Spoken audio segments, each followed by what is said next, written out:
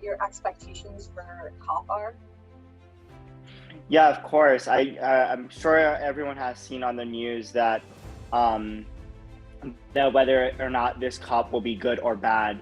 I think right now I'm optimistic, and the reason why I have optimism is that young people, all of us are convening, even though despite the disparities in vaccinations and as well as despite of the fact that a lot of global South activists are not able to come down to COP26, which is quite devastating in my view, given that we need global South activists there.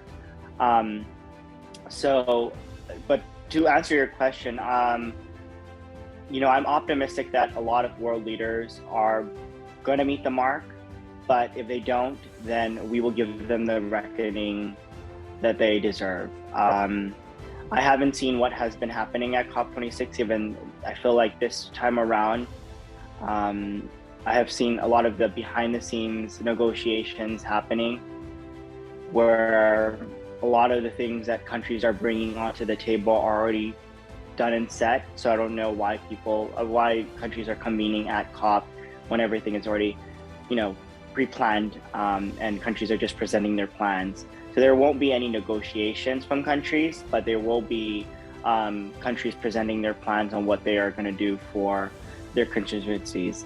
So yeah, I'm optimistic that if, some countries will present bold plans and will execute on them. But I'm also pessimistic in the fact that they might not be bold enough and they might not meet the mark in the sense of the time frame that we have for 5 to 7 years, right? We don't have that much time left.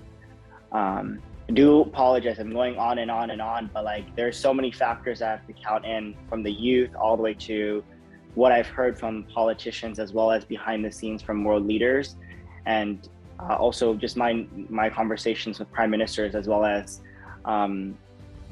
other world leaders at G20, where a lot of them are saying that their countries have already planned what they're bringing to COP.